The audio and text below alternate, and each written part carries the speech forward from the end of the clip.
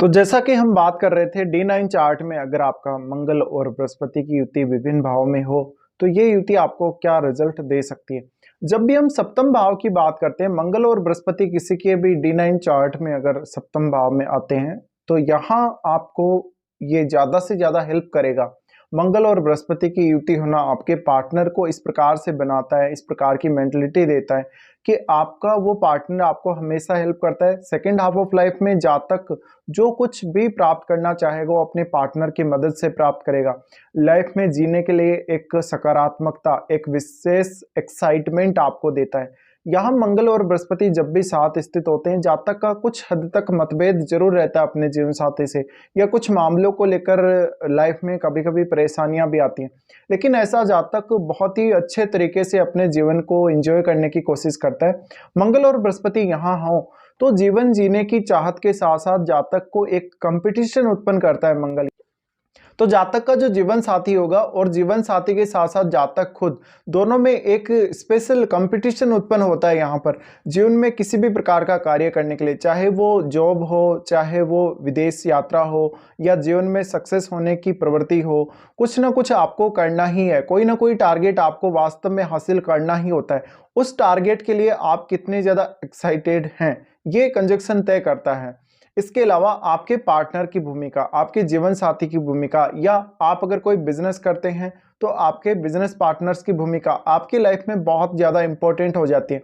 फिर सप्तम भाव है वो आपका पब्लिक का भाव है, यानी जहां पब्लिक आपको देखती है, पब्लिक आपके जस्ट ऑपोजिट होती है। तो इस केस में भी हम ये मान सकते हैं कि पब्लिक आपको किस प्रकार से ट्रीट करती है, किस प्रकार से देखती है, पब्लिक आपको मान सम्मान देती या नहीं देती है, ये सब देखना है। तो यहाँ मंगल और बृहस्पति दोनों ही नॉलेज के मामले में भी आपको सपोर्ट करेंगे, और जीवन के प्रत्येक उस क्षेत्र में जहाँ पर आपने कुछ स्पेशल अपना टारगेट बनाया है, जहाँ पे आपने कुछ हासिल करने का प्रयास किया है, चाहे वो उच्च अध्ययन हो, चाहे आप एक शिक्षक बनना चाहते हो, चाहे आप किसी भी प्रकार के क्षेत्र में जाना चाहते हो, लेकिन वहाँ पर स्पेशल एक आपको बूस्ट मिलता है इस कंजक्शन की वजह से। साथ ही साथ लोगों की नज़र में आप एक बहुत अच्छे व्यक्ति साबित। तो रिलेशनशिप के मामले में हो सकता है कि आपको नकारात्मक परिणाम भी देखने को मिले, लेकिन देखिए जब भी मंगल बृहस्पति के साथ स्थित होगा, यहाँ मंगल बृहस्पति को फोर्स करेगा, बृहस्पति को कुछ करने के लिए फोर्स करेगा। यहाँ मंगल एक फायरी एनर्जी है, जिस वजह से आप आपकी लाइफ में बृहस्पति से चीजों को हासिल करना चाहते हैं।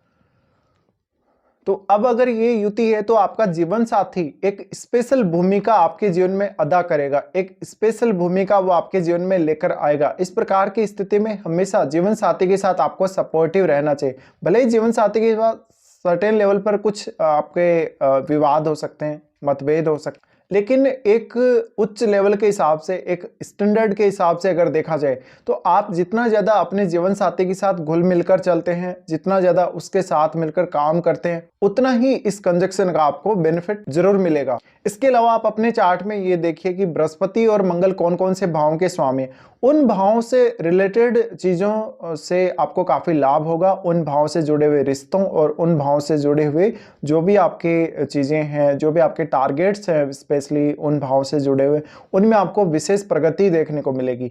तो ये कंजक्शन आपको एक तरीके से जीवन को एक नई दिशा में लेकर जाता है, जीवन को एक नए मोड़ पे लेके जा सकता है जब भी आपका second half of life start होता है। लेकिन ये थोड़ा चुनौतियों भरा है। रिलेशनशिप को लेके आपकी काफ़ी सारी शिकायतें हो सकती हैं, बट आप आपके जीवन साथी के सपोर्ट के मामले में किसी से कोई शिकायत नहीं कर सकते, क्योंकि आपका जो जीवन साथी होता है वो आपके जीवन में एक स्पेशल एक्साइटमेंट या एक स्पेशल ऐसी एनर्जी लेके आ रहा है जो वास्तव में आपको कोई और नहीं प्रोवाइड कर सकता।